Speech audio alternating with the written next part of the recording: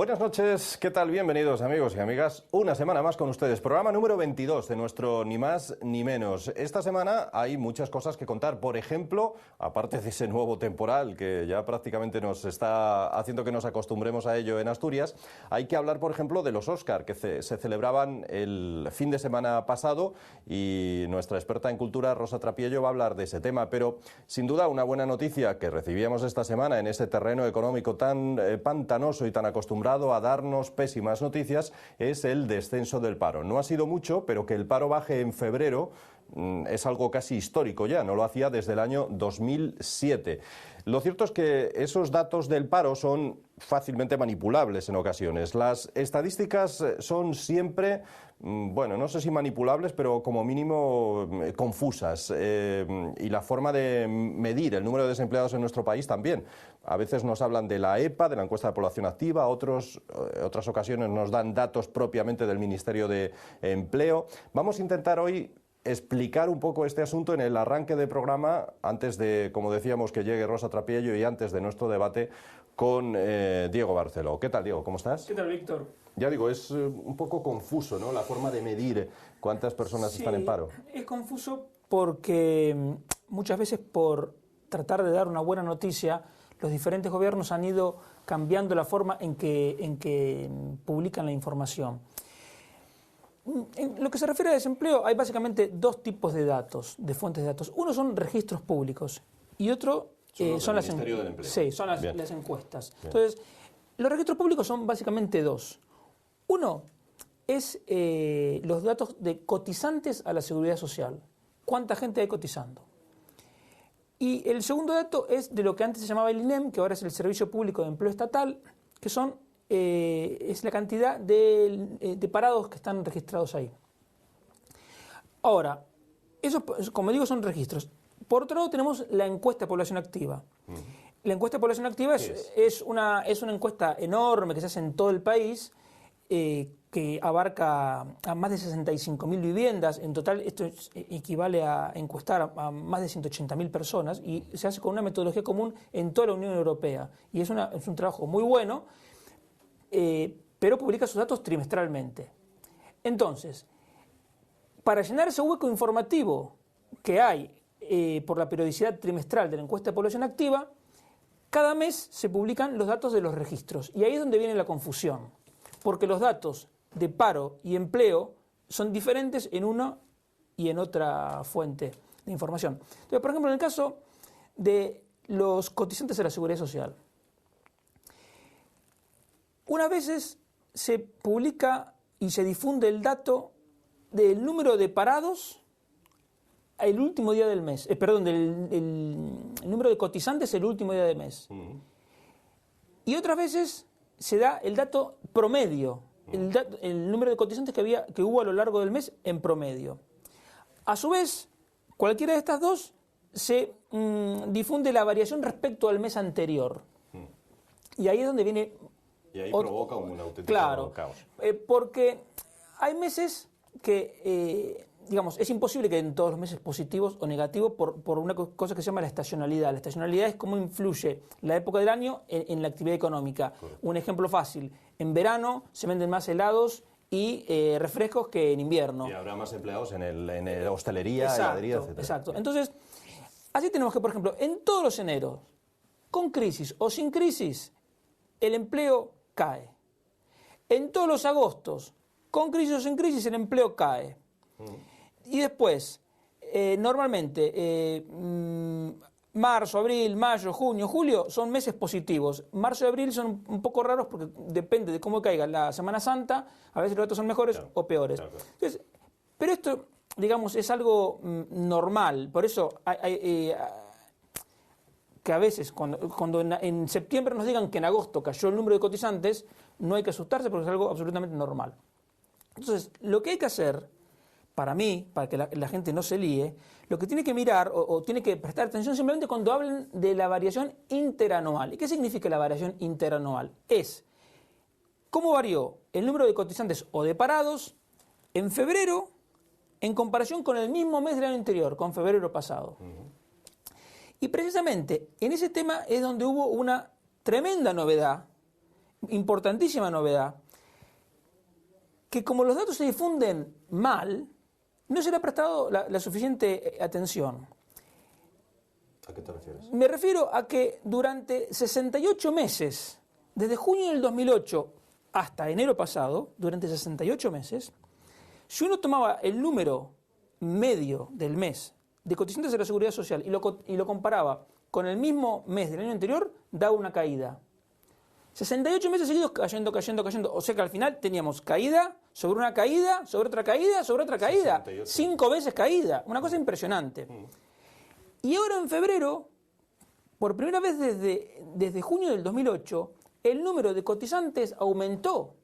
Y eso es realmente algo para hacer una fiesta nacional. Aumentó en poco. 0,4%. Claro, eso iba a decirte, hombre. Vale. Pasa que es mínimo, ¿no, Diego? Claro, es poco. Pero es la constatación del cambio de tendencia. Y entonces, si ahora, como digo, entramos en meses donde la estacionalidad es positiva, marzo, abril, mayo, esto va a seguir creciendo. Entonces ya nos podemos estar enfrentando a un ciclo de crecimiento del número de cotizantes con todas las ventajas que ello supone desde un punto de vista humano para quienes encuentran trabajo, pero desde un punto de vista social, porque las cuentas de la Seguridad Social van a estar mejor, porque van a tener más ingresos y van a tener que pagar menos subsidio de desempleo. Claro. Y luego, cuando mejoran las cuentas públicas, mejora la percepción de riesgo, o mejora el crédito. Las consecuencias son fantásticas. Entonces, eso es muy importante. Ahora,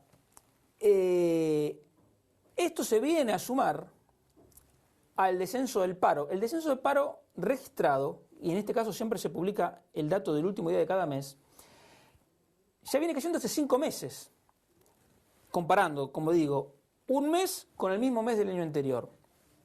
Hace 5 meses que viene cayendo. Pero claro, en la nota de prensa que publica el Ministerio de Empleo, dicen, el número de parados en febrero cayó en 2.000 personas respecto a enero. Y ese no es el dato relevante. Lo importante es compararlo con un año antes. Claro, porque es verdad que ellos se agarraban del hecho de decir que siempre en febrero subía y esta vez cayó. Aunque sea poquito cayó y eso es importantísimo. Pero para mí lo han enfocado mal. Porque lo relevante es decir, en vez de decir 2.000 personas, que ahí enseguida salió uno a decir que España necesitaba 2 siglos para terminar con el paro, a 2.000 personas por mes, que es algo increíble, tendría que decir, mire, hace 5 meses que está cayendo el número de parados y encima, además, ahora está aumentando el número de cotizantes. Un éxito rotundo. Pero eso no es así. Matemáticamente no significa que a este ritmo lo que dice esa crítica. Porque esto, en cuanto empieza a recuperar A ver, el número de parados registrados cayó en más de 200.000 en un año. Ese es el dato. Bien. No 2.000 en un mes. Cayó en más de 200.000. Entonces, si vamos... Igual no es un ritmo muy importante, 200.000 por año. Se puede conseguir más. Pero digamos, si se estabiliza la caída del paro en 360.000 personas por año, bueno, ya es una cosa que ya tiene otro color. Pero claro, si el mismo gobierno dice 2.000 en el mes, lo enfocan mal. Entonces la gente no lo entiende. Ahora, otra fuente de confusión es que los datos de ocupados, según la encuesta de población activa, difieren de los datos de cotizantes. Evidentemente son siempre más los números, los datos de ocupados en la encuesta de población activa. ¿Por qué? Porque hay gente que trabaja sin cotizar. En algunos casos, porque son lo que en el Instituto de Estadística le llaman ayuda familiar no remunerada. Entonces, perfecto, no tiene por qué cotizar, pero porque siempre hay gente que trabaja sin cotizar. Esa diferencia llegó a ser de más de 1 millón de personas en el 2008. Eso iba a preguntarte yo, sí. ¿Por qué tanta diferencia entre la EPA y los datos oficiales? Simplemente por eso. En el caso de los ocupados ocurre también otra cosa. En una encuesta uno pregunta y el otro responde.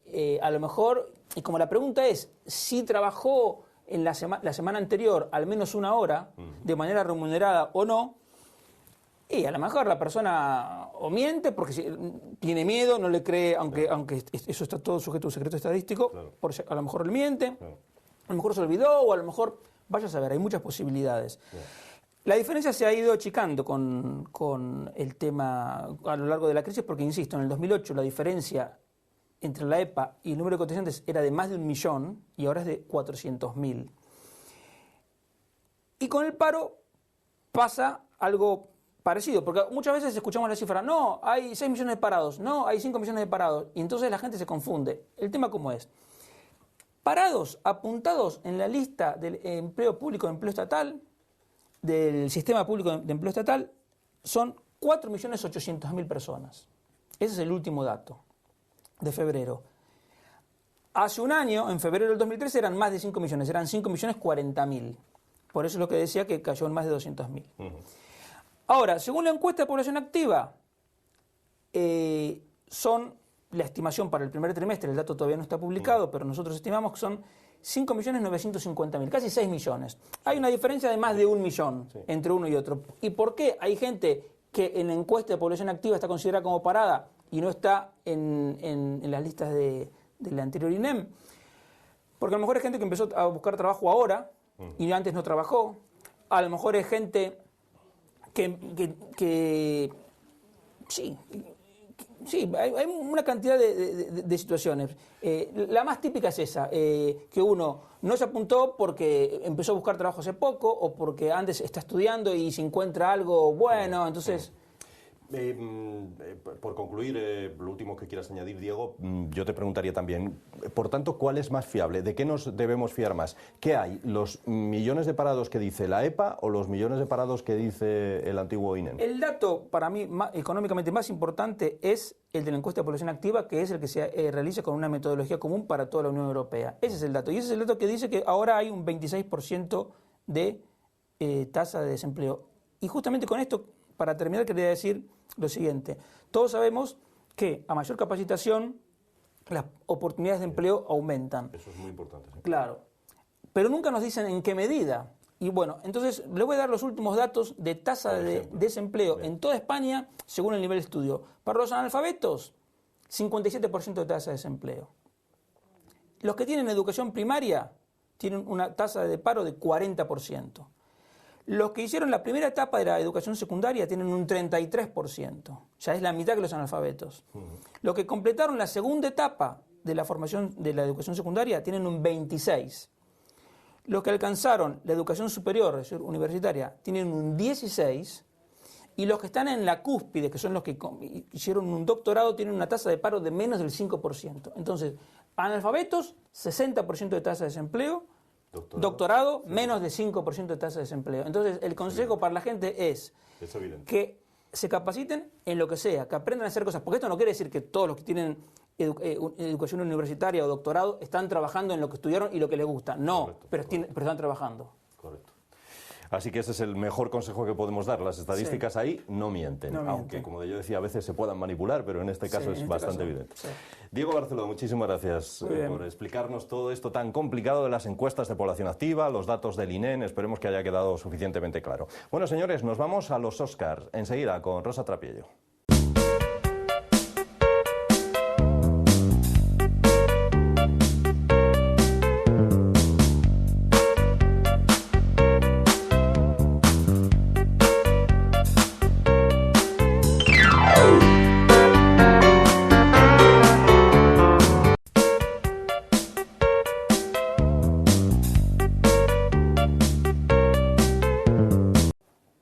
Bueno, pues aquí estamos de nuevo, segunda parte de nuestro Ni Más Ni Menos. Vaya semanas que llevamos. Hace unos días nada más nos íbamos a los Goya y ahora nos vamos a los Oscar con Rosa Trapiello, que se tragó casi entera esta ceremonia y que nos va a contar, bueno, qué le pareció la ceremonia y, por supuesto, también las películas, incluso las películas. ¿Qué tal, Rosa? Hola, buenas noches.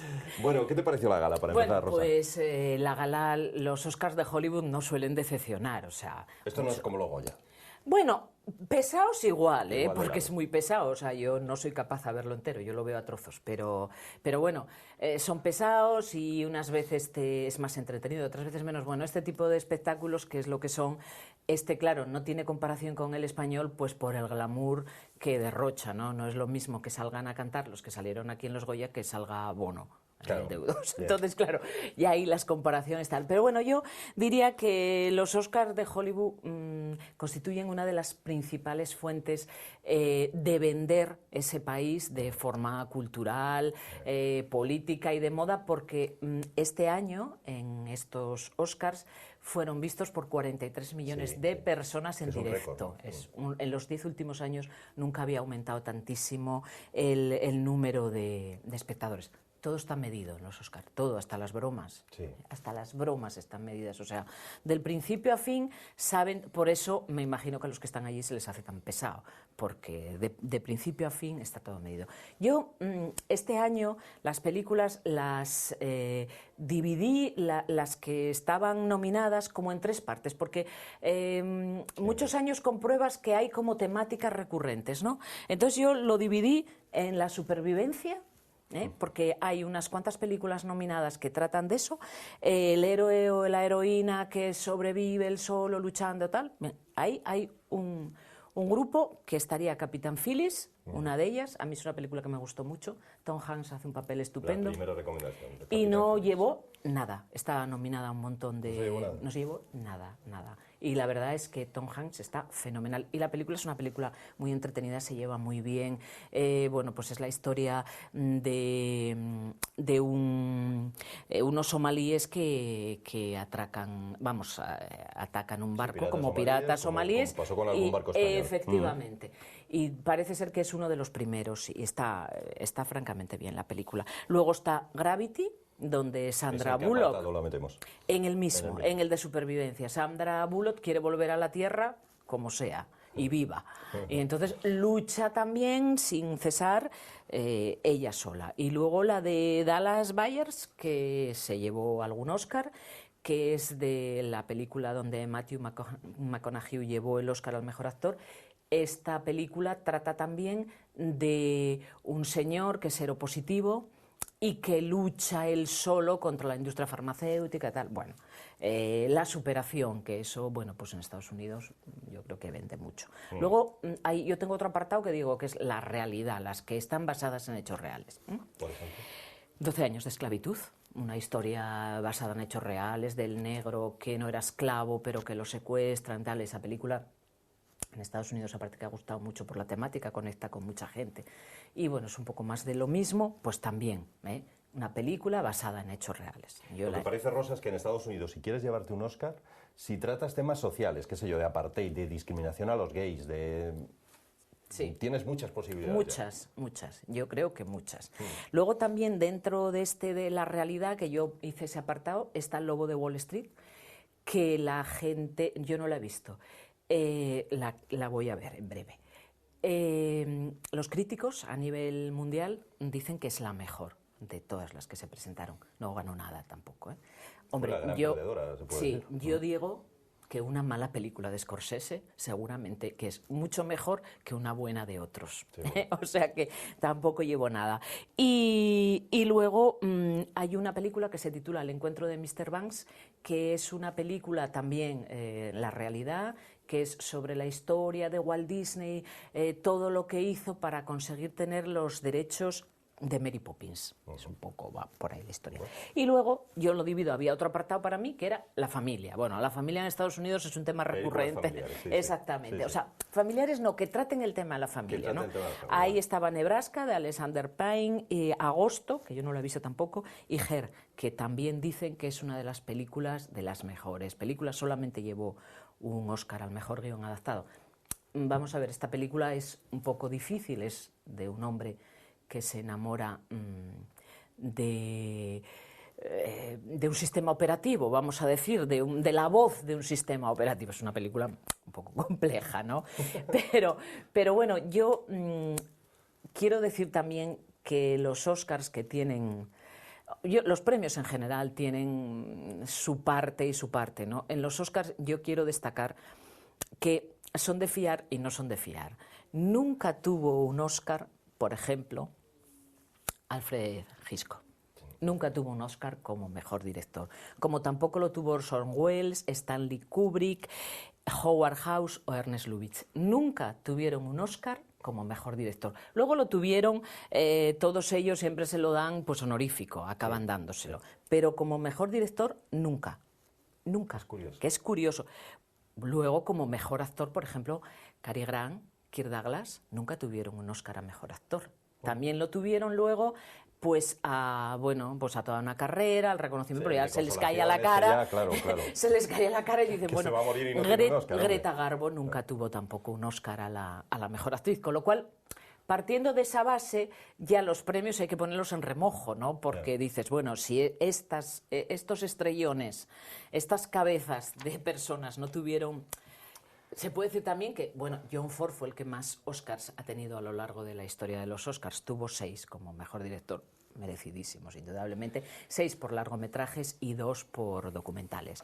Y bueno, luego tenemos a Fellini, que tuvo 4 merecidos. Pero claro que hay otros que bueno... Que chirría. Que exactamente. No tengan Rosa, ¿y si a ti y a mí nos dan un Oscar, lo podemos vender? Pues no. Pues no. Es que me llama mucho la atención. No, cuando obtienen un Oscar tienen que firmar una especie de contrato que prohíbe venderlo. Si tú tienes intención de venderlo, estás obligado a ofrecérselo a la Academia por $1. Entonces, bueno, pero como todo debe tener trampa, a lo mejor nuestro abogado nos lo explicaba luego, los herederos... Parece ser que cuando fallece el que recibió el Oscar, los herederos ya empiezan a comerciar con ellos. No sé si de forma legal o ilegal, sí, parece ser que hay alguno por ahí que se ha vendido, o sea que... ¿Y hay algún director de cine que tiene más Oscars comprados que Por supuesto, por supuesto que sí. Pero bueno, eso es leyenda, como tampoco lo podemos confirmar, bueno, pero sí, parece ser que hay un mercado negro. Luego los herederos dicen, hombre, ¿yo para qué quiero esto? Algo que a nosotros nos parece, si mi padre me deja en herencia un Oscar, lo tengo ahí siempre para mirarlo, pero... a lo mejor empiezas a pensar, ¿y cuánto me darán por esto? Exactamente. Está muy bien en la vitrina, pero en el banco mejor. Yo seguiría hablando un poco ahora de la gala. A ver. La gala la presentó Ellen DeGeneres. A mí no me gustó. Yo la comparé con Manel Fuentes y además esta mujer físicamente a mí se me parecía mucho a Eva H. Y hasta me la recordaba.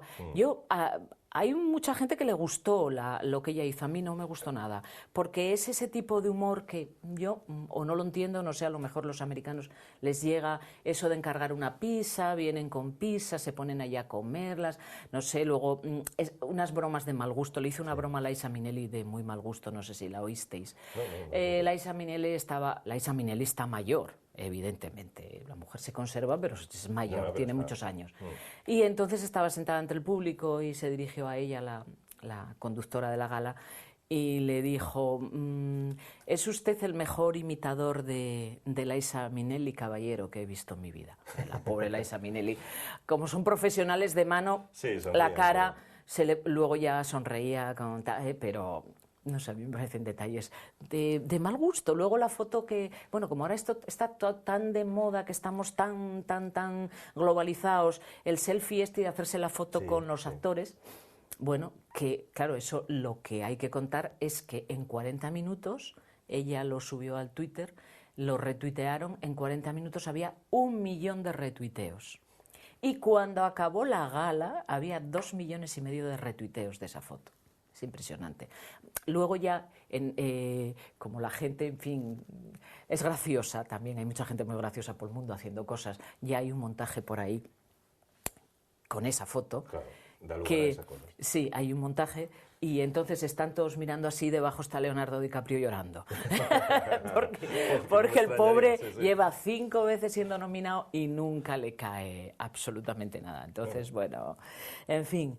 El niño mimado de Scorsese, además. Exactamente. Y yo creo, fíjate, que la película de Scorsese es un planteamiento mío de lo que he leído, no sé si puede ser cierto, que la película de Scorsese, a pesar de ser, según la crítica, la mejor, no llevó nada, posiblemente porque en Estados Unidos están bastante cabreados.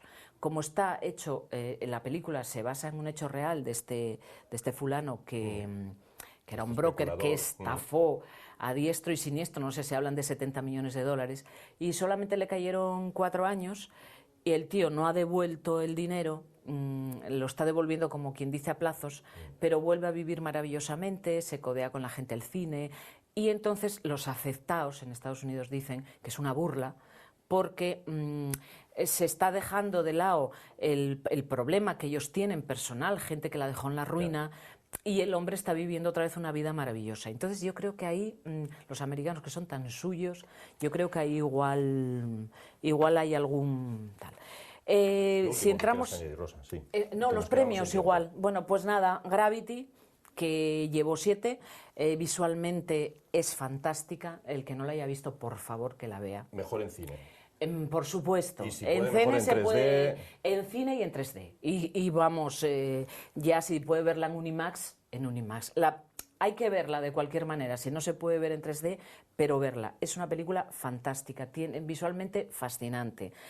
Cuarón, el director, el primer mexicano que recibe un Oscar, fantástico. 12 años de esclavitud, bueno, hay que decir que en 12 años de esclavitud recogió Brad Pitt, que era el productor, porque Brad Pitt tiene una productora importante y fue el productor. La de Dallas Bayer, que tuvo al mejor actor y al mejor secundario. Hace un papel Jared Leto haciendo un transexual impresionante.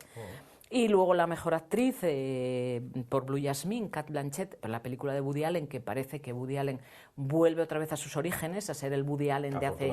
Exactamente. Y luego la de Her, que solamente tuvo uno al mejor guión original. Y me parece que como hablamos tanto, y debe quedar muy poco tiempo, decir que el pobre señor que fue a pedir el Oscar, vamos a ver si conseguía el Oscar al mejor cortometraje español, pues se quedó en puertas, no tuvo, pero bueno, acercarse a Hollywood y poder haber estado departiendo con las estrellonas de Hollywood debe ser impresionante, y entonces bueno, y es mucha promoción. Fue con un corto que ya llevaba 100 premios a sus espaldas, o sea de la lluvia que caía y que deslizó un poco, deslució bueno, ese pase de modelos, pero bueno. El de Lengua no inglesa, que fue La gran belleza, de Paolo Sorrentino, también una gran película italiana, y bueno, los que no lo llevaron, bueno, como Capitán Phillips, que yo recomiendo al que no la haya visto que la vea. Y bueno, en cuanto a moda, sí, para dar una pincelada, geniales. O sea, desde Gucci, Prada, Dior, de todo. Este año iban bastante sobrias, sí, fenomenal. Iban, vamos, había unos vestidos fantásticos con unas joyas fantásticas. Eso nunca defrauda. Bueno, los hombres también, y hombres guapísimos, mujeres guapísimas. Claro. Incluso, he de decir, Lady Gaga iba bien, que otros años Dal Cante iba bien, hasta peinada correctísima, o sea, que bueno, eso ya es decir, que Lady Gaga fuera bien. Nos queda decir que bueno, tenemos 4 Oscars en España, y bueno, el quinto que no se puede considerar español, el de Luis Buñuel, porque lo ganó con una película francesa, que de origen, vamos, firmada en Francia, porque aquí no podía. Tenía el discreto encanto de la burguesía era imposible. Nada, pues unos premios más, esperamos al año que viene, y bueno, entretenidos. Muy bien, Rosa, muchas gracias. Gracias. Y a ustedes decirles que entramos en debate ya mismo.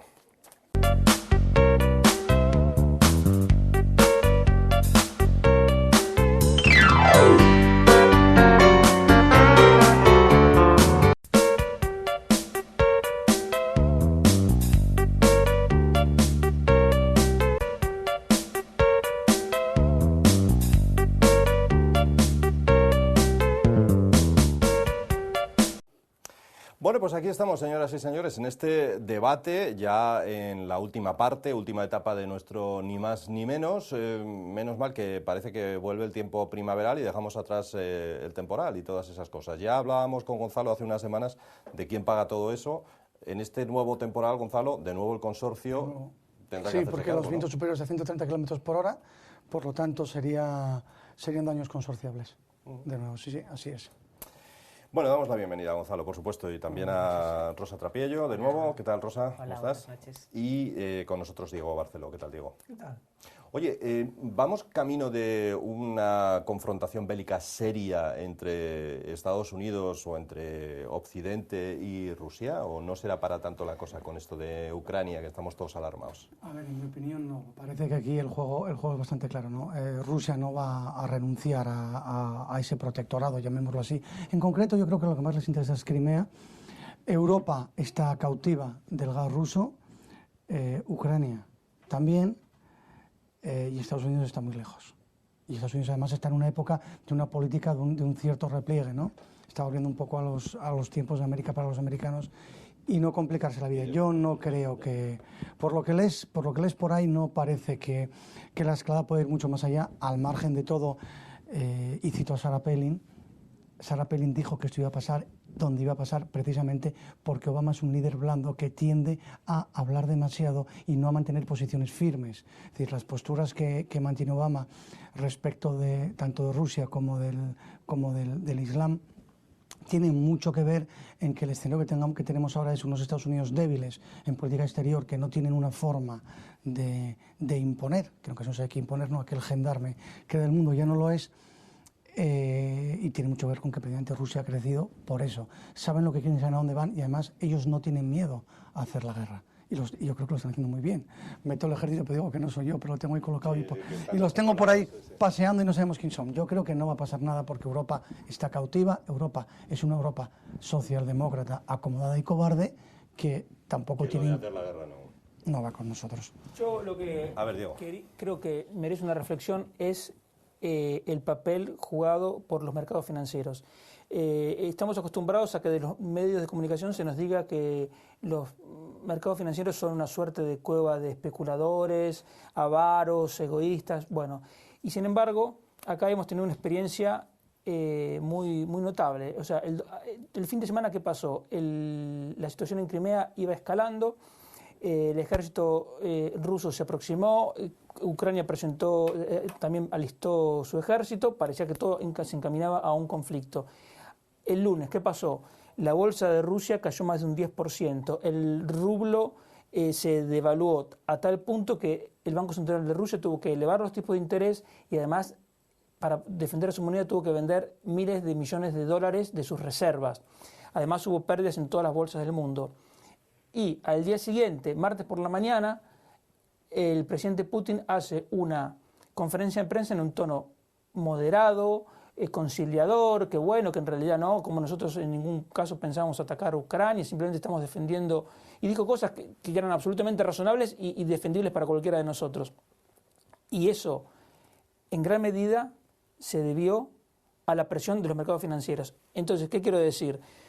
Que así como los mercados financieros en un momento presionan y eran los que hacían subir la prima de riesgo y la gente los criticaba y los veía como los bandidos, ahora, para ser ecuánimes, hay que decir, ojo, esta vez los mercados financieros presionaron a favor de la estabilidad mundial y de la paz, y eso es algo importante que no se le está prestando atención y para mí fue algo muy importante.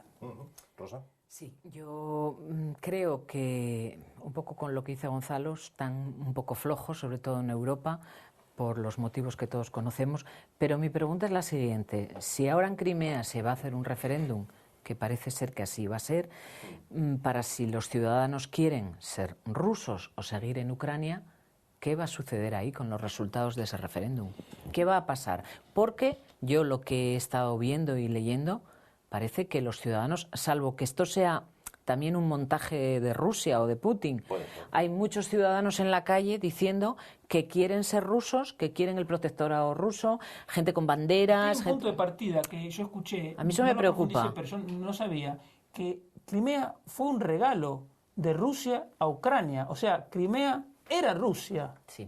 Entonces, eso lo cambia todo. Bueno, pero los regalos se dan y luego ya no se puede. Vale, volver, pero digamos, pero uno puede comprender que esa gente que diga, quiero rusos. Claro, porque ya lo eran. Es de la misma manera que si alguien en Corea del Norte quería ir a Corea del Sur, es que él ya estaba en un mismo país y de golpe. Pero yo lo que pregunto es si hay ese referéndum que lo va a haber en brevísimas fechas, ¿se va a acatar ese referéndum? Si sale, ¿qué puede pasar aquí? Y no lo sé. Y se debe permitir, porque nosotros ese problema lo tenemos encima de la mesa también, sí, con Cataluña. Sí. O sea, entonces... No, vamos a ver, ahí no caigamos en la trampa, vamos a ver. No, aquí no se trata de que una parte de un país se quiera ir, sino de que absolutamente todas las repúblicas que se han formado con la caída de Rusia son artificiales geográficamente. Es decir, la división es una división artificiosa con razones más o menos aparentes históricas, pero Crimea era parte de Rusia, Crimea era parte de la Unión Soviética. Es decir, esto es como lo de Escocia. Esto se parece un poquito más a lo de Escocia. Es decir, una parte que fue independiente, que no fue parte de lo mismo, que en un momento dado se anexiona. Aquí no. Es decir, no confundamos tampoco, porque si caemos en esa trampa, al final salimos perdiendo siempre. Esto se parece quizás un poco más al Sáhara. Y también yo creo que precisamente por eso han optado por la misma, si quieres, el mismo plan que el del Sáhara, ¿no? Que al fin y al cabo era el plan de la ONU. ¿Dónde está el problema? En cómo haces el censo. El problema es en hacer un censo. Claro. Esa medida o ese plan, si lo propones hoy y haces el censo mañana, bien. Cualquier otra cosa ya va a ser desvirtual y va a ser manipulable. De todos modos, estarás conmigo en que en el momento que una parte de la población, vamos a poner un 60, un 40, ahí va a haber una división tremenda. O sea, si no son unos resultados de que el 80% de los ciudadanos quieren anexionarse de nuevo a Rusia, ahí va a haber un conflicto, pero muy gordo, ¿eh? De ciudadanos contra ciudadanos, ¿eh? De todas formas, Putin es como una especie, o quiere ser una especie de nuevo zar o de nuevo Lenin, no sé exactamente el qué, pero quiere una Rusia como fue la Unión Soviética, ¿no? Sí, pero en realidad se trata, si era, a ver, en la época de la Unión Soviética, los países que más influían eran Estados Unidos y la Unión Soviética. Entonces, cualquier país que haya tenido esa situación de privilegio, es lógico que la quiera recuperar. Entonces, él intenta eso y juega sus bases, y eso me parece razonable. Lo que pasa es que ahora lo tiene mucho más complicado, porque ya China no es lo que era hace 30 o 40 años, y entonces, bueno, es más complicado, pero que él lo quiera hacer me parece razonable. Bueno, hablamos de otras cosas, si os parece. Dentro de poco se cumple un nuevo aniversario de el mayor atentado terrorista que ha sufrido nuestro país, el atentado terrorista del 11M, los atentados en los trenes del 11M. Nos planteamos si hemos aprendido algo de aquella situación y aquel descontrol que hubo sobre la dinamita utilizada en los explosivos fabricados para estos trenes y que salió de una mina asturiana, de esa mina Conchita, o no, porque en los últimos días escuchábamos al delegado del Gobierno decir que va a investigar cómo es que han aparecido 20 detonadores en esa mina. Lo que parece es que sigue habiendo un descontrol sobre el uso, la utilización, el robo que se da a estos explosivos y el resto de artefactos necesarios para ello, ¿no? Aunque parezca raro, España, precisamente por el problema del terrorismo con ETA desde siempre, es el país europeo en el que mayor control hay de armas y de explosivos, con diferencia. O sea, basta cruzar la frontera y acercarse a Francia y ver lo fácil que es comprar cualquiera de esas cosas simplemente dentro de la Unión Europea, no yéndose a Estados Unidos y hacer la caricatura. En España hay un... Fácilmente lo saco otras horas, ¿eh? Sí, pero digo, en España hay un muy riguroso control de armas y explosivos que ocurre que el control absoluto de todo no existe. Y cuando hay un mercado que te lo demanda, como era el que viene en aquel momento, cuando hay un comprador, pues uno, si hay necesidad, busca y lo intenta. Yo creo que ha ocurrido, hablando de ese mismo mercado del que hablamos, ese mercado negro de armas y explosivos, que ahora mismo es difícil de colocar porque hay pocos compradores, porque parece que ETA no compra arsenal, sino que quiere hacerse de ello, y parece que el terrorismo islámico está bastante, todo lo contrario que puede estar en España. Yo lo que creo es que quien hace algún tiempo se había hecho con eso, lo que ha hecho ha sido volver a dejar al mismo sitio porque no tiene quien se lo compre. O sea, que aparezcan en la mina a mí no me parece un problema. El problema sería si apareciesen en manos de un fulano en la Gran Vía. Sí, hombre, si es por lo que tú dices, ¿no? Hombre, lo que pasa que, pues como ciudadanos, te interesa saber cómo ha llegado ahí, quién lo ha puesto ahí, quién lleva 20 detonadores de nuevo a mina Conchita. Perdona, o sea, estar seguros de que existe un control. Espera, tú yes de Mieres, ¿no? No soy de Mieres. ¿Cómo se pescaba la trucha antes? Yeah. Bueno. Con carga de profundidad. ¿Cómo se pescaba también? ¿Cómo se hacía subir antes en la pesca de bajura a los bancos de peces debajo? Vale. Tirando cargas de profundidad para que subiesen. Sí. Suben atontados y en ese momento con la red te lo llevas. Sí, es que siempre ha habido una utilización por ahí marginal, y eso quiere decir que siempre ha habido un mercado. Yo quiero saber cómo ha vuelto otra vez a mina Conchita. Es que es un emblema eso, o sea, decir, vuelve otra vez a mina Conchita, aparecen 20 detonadores, nadie nos cuenta nada. El delegado del Gobierno salió, dijo esas cosas que dice, que nos acostumbra él a decir, que a veces ni entiendes lo que habla muy bien. Y entonces queda uno peor de lo que estaba cuando habla, dice, mejor no hable.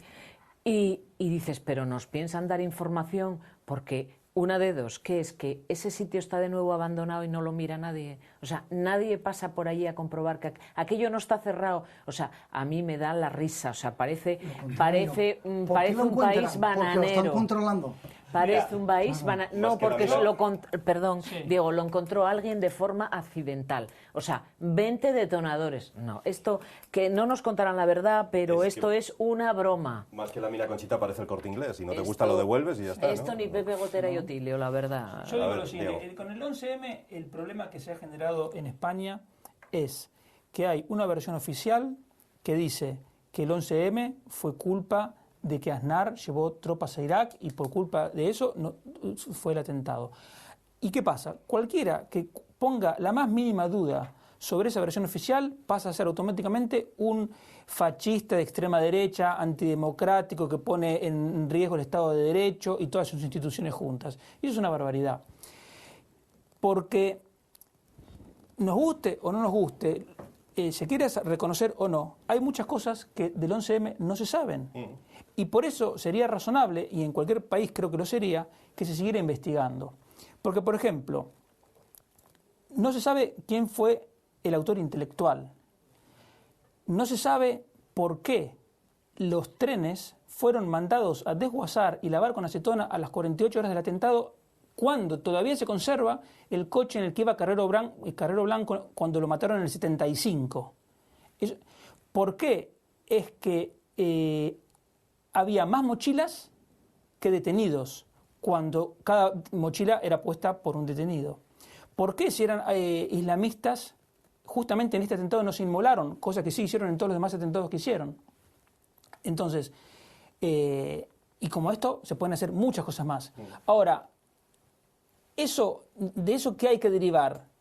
Nada, simplemente que no se sabe. Entonces yo creo que lo que se merecen las víctimas y cualquier país serio es seguir investigando mientras se pueda. Que se investigue y no se encuentre nada más, pues fenomenal. Fenomenal no, sería terrible, pero Sí, vamos, pero bueno. que se hizo lo que se pudo. Pero ahora, decir que está politizado, que si pongo el dedo ahí soy un antidemocrático y un fascista, pues no. Hay muchas lagunas en el 11M, Pero claro. muchas. Y yo creo que pero, una cantidad de Rosa, gente... Pero no, fíjate, yo que soy muy revisionista en eso del 11M, que a mí no me vale porque yo veo cosas que no me encajan, porque todavía seguimos sin saber qué explosivo es el que había allí, es decir, no está del todo claro. Pero es que a cualquier acto humano, si le pasamos el mismo nivel de escrutinio, nos van a surgir un montón de dudas siempre. Pero es que esto fue Pasó algo con lo de monumental. Kennedy y seguimos 44 años después dando vueltas al tema. Y vamos a seguir dándole vueltas. Nunca la verdad va a ser buena para todos. Dos personas ven el mismo hecho y lo ven distinto. Pero es que aquí hay lagunas, yo vuelvo a repetirlo, Gonzalo. No, sí, hay sí, lagunas, las pero acaba de siempre. explicar Diego. Y Pero hay aquí y hay muy muchas más. grandes y muy gordas son las lagunas. Siempre hay lagunas y siempre va a haber lagunas en todo. Pero yo creo que, lo que también hay que tener en cuenta una cosa. La justicia da lo que es una verdad oficial. No podemos esperar nunca de la justicia una verdad absoluta. Yo me pongo en el al lugar final de de las las sentencias, sí, pero al final de las sentencias, ¿sabes lo que pone? Fallo. Ya. No pone acierto. Eso yo a veces lo explico a los clientes, aunque se hacen un poco chiste con la semántica, pero partes de que el ser humano es falible y que por muy bien que lo trabajes, la sentencia perfecta, totalmente ajustada y que valore todos los hechos no existe. Con esto no quiero decir, ojo, que no haya que darle vueltas a los cabos sueltos. Hablamos de esas víctimas que aparecen como víctimas y se les abren diligencias porque no lo eran, resulta que van a declarar a favor de uno o en contra de otro y por eso les das. Es decir, donde haya habido una manipulación, pero ojo, no especulación pura. Es decir, un hecho suficientemente con peso para poder el hecho analizarlo. del desguace de los trenes a las 48 horas, eso para mí es increíble. Increíble también. Es que alguien lo explique. Pero es que simplemente eso da para haber metido en la cárcel al que lo hizo. Claro. Pero de ahí tú no puedes concluir que alguien manipuló. Puedes concluir que es un inútil. Y ojo, a lo mejor además manipuló. Sí. Pero es decir, hacer juicios de intenciones sobre los hechos a lo que nos lleva es Precisamente a un lo que callejón dije, sin salida. Precisamente lo que dije es, no sé qué se va a derivar de eso, pero por lo menos investigar. O sea, el que mandó a desguazar, sí. ¿por qué? ¿Quién le dio la orden? ¿Alguien lo hizo motu propio? ¿Cómo fue? Y sobre eso y muchas más cuestiones se pueden hacer. Estoy de acuerdo contigo. Totalmente, ahí totalmente. Bueno, hablamos de otros asuntos. ¿Habéis visto alguna de las películas de los Oscar? Bueno, Diego sé que le gusta más el cine clásico, más que... Pero ¿habéis visto alguna de los Oscar de estas que se han premiado o de momento no? No, yo tengo chiquillos pequeños. Cuando voy al cine voy a ver Disney. Hasta que no me crezcan... Pues llévate películas a casa y luego cuando los acuestas las puedes ver. No es que excusa. no está en Teddy ninguna. Yo estoy en Teddy, aunque se hace publicidad. Pues vete al videoclub que te lo agradecerán. También es cierto. Te lo Diego, agradecerán. ¿alguna de las...? Pero no han llegado al videoclub, ¿sí? No, la verdad que cosa, no. no. No. Pues yo os recomiendo ver Gravity a los dos y Capitán Phillips. A ti os va a gustar mucho Capitán Phillips, es muy entretenida, es una película muy llevadera y está muy bien, Capitán Phillips. Pero Gravity hay que verla, ¿eh? Y en 3D si se puede Lo que pasa ya... con las películas nuevas es que no hay película que baje de 2 horas y media. Es cierto. Entonces, no cierto. puedes destinar tanto tiempo. ¿En qué momento?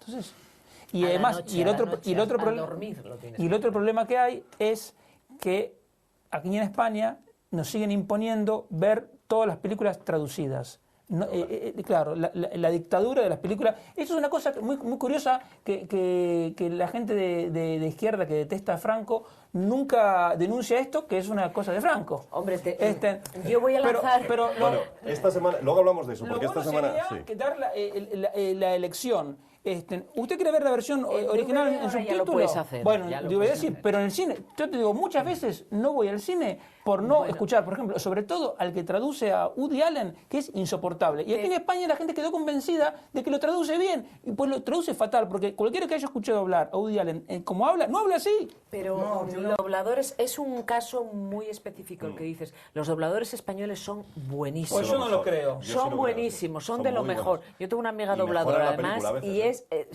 y mejoran incluso la voz. Son muy buenos, ¿eh? Si ves Son otras muy en otros buenos. sitios, por ejemplo, la traducción de antes que teníamos, que era en chicano porque eran puertorriqueños, eso era para llorar. Hombre, Hombre, bueno, por eso. y cuando coges un DVD y viene en neutro, eso no se Cualquier soporta, traducción claro. de una película es amputar la película original. Ya, pero tú tienes que darte cuenta que la sociedad española ni estaba preparada ni está ahora mismo para ver películas originales Y la subtituladas. Argentina tampoco, pero a fuerza En de... Argentina, Diego, ¿en Argentina no doblan las películas? No, son todas con subtítulo.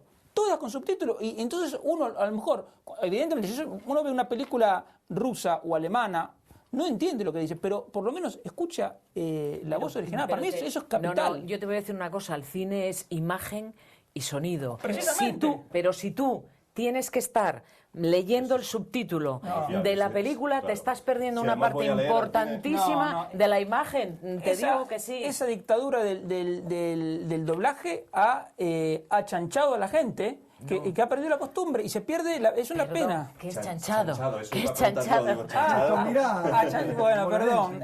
Achanchar es como... Acomodar. Sí, se acomodó, se holgazaneó. Bien, bien. Pero gracias a eso tú puedes ver un plano en toda la intensidad en una película. Si Sí, tú estás pendiente de pero leer yo me los acuerdo- subtítulos porque tú no hables inglés, claro, a lo mejor no es tu caso porque entiendes inglés, eres bilingüe y no tienes ningún problema, pero la mayoría de la ciudadanía en España no. Por lo No. tanto, si No, tú eso iba a decir. estás pendiente a leer el pero me pasa subtítulo, lo te mismo pierdes cuando veo una los película planos. rusa o alemana. nuestros problemas. Pero es un déficit cultural nuestro el no ser capaces de dominar más una Esta lengua. semana salía una encuesta del CIS. Dice que solo 1 de cada 4 españoles entiende inglés, pero bueno, además un inglés muy básico, Sí, para cuestión de- preguntar 4 insisto, cosas. En Buenos Aires... Tiene que ver el doblaje con Ojalá eso, la ¿no? gente fuese bilingüe. Ni por casualidad es bilingüe, ni el 5% de la población. Y sin embargo, cualquiera que va a una película, excepto las películas infantiles, uno va y sabe que la película va a escuchar la versión original. Y uno se acostumbra. Ahora, me acuerdo de la primera película que vi en España, que fue en San Sebastián, en el año 94.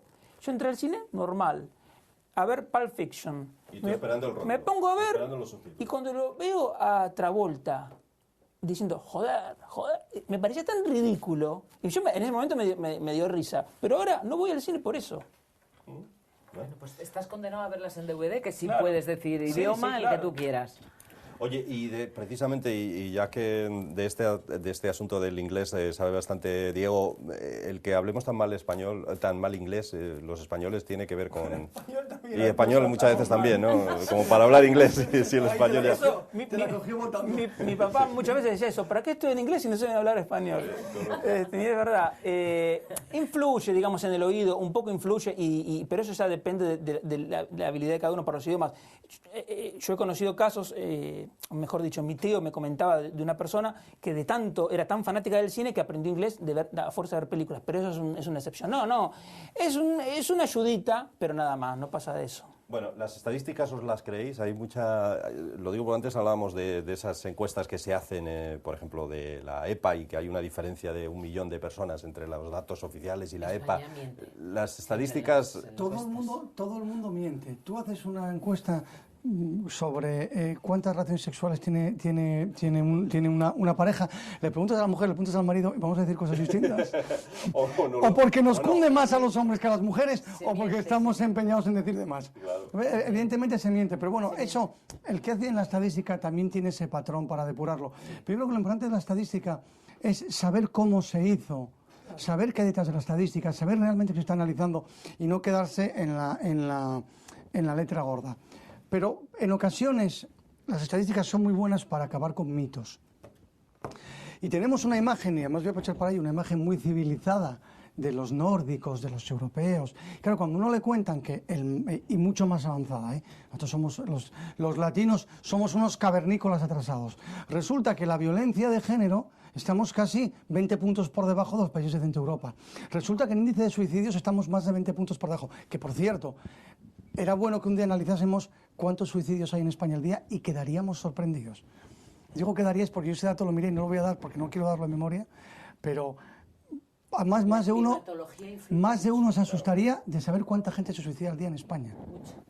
Que pensamos que 2 o 3 personas, casi. No, es que en Asturias, si miramos los números exactos de suicidios, sorprendería, ¿eh? Dependiendo de la época del año. Sí, no, pero digo en general, digo Asturias porque estamos en Asturias, pero llama mucha atención. Pero luego tú coges la estadística, entonces como cada uno la interpreta como quiere, hablando del tema de la violencia de género, van y te dicen, no, claro, sí, porque es que en España no se denuncia. Y dices, mentira, porque te coges la estadística siguiente, y la estadística siguiente es cuántas mujeres mueren por violencia de género. También estamos en la mitad que ellos.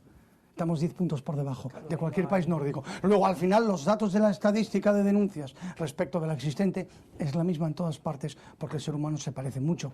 Pero el dato ese del que hablamos, de que nos tenemos por atrasados, y a ver si va a resultar que las sociedades más avanzadas, en esencia, son mucho menos humanas.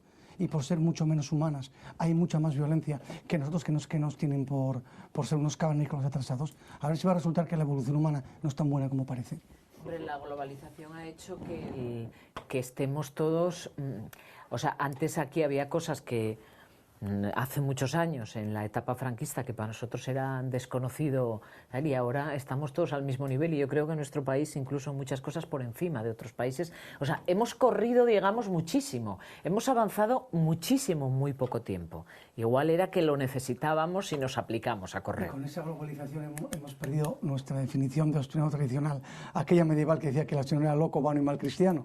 Ibas a cualquier sitio y te tenían miedo a ver si te ponías violento. Ahora ya somos todos iguales, ya no somos ni eso siquiera. Es cierto. De todos modos, en países europeos, yo a mí, cuando viajas y tal, yo soy observadora y te das cuenta cuando hay españoles y cuando hay italianos.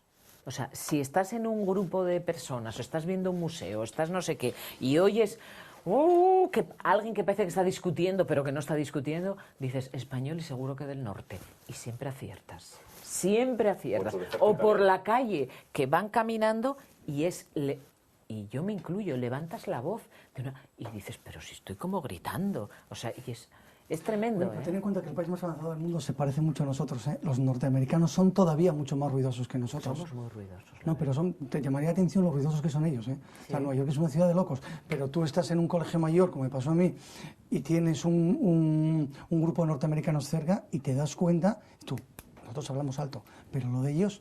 Están llamando la atención, creo que están hablando por teléfono con el otro lado, sin necesidad de teléfono. No, y en concreto nosotros, los del norte. O sea, esto es... Decía Churchill que hay pequeñas mentiras gordas y estadísticas, ¿no? O algo así. Sí, es cierto. Bueno, y esas estadísticas, estamos muy cerquita del Día de la Mujer.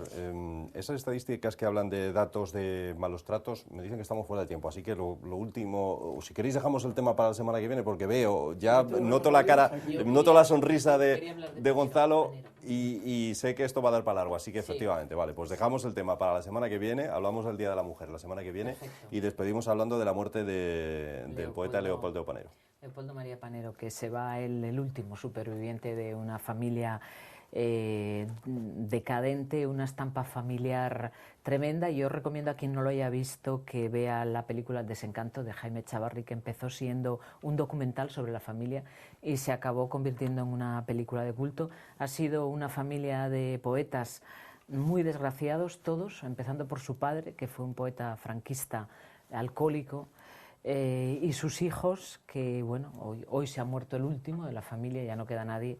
Leopoldo vivió los últimos 20 y tantos años tutelado por un psiquiátrico, de un psiquiátrico a otro.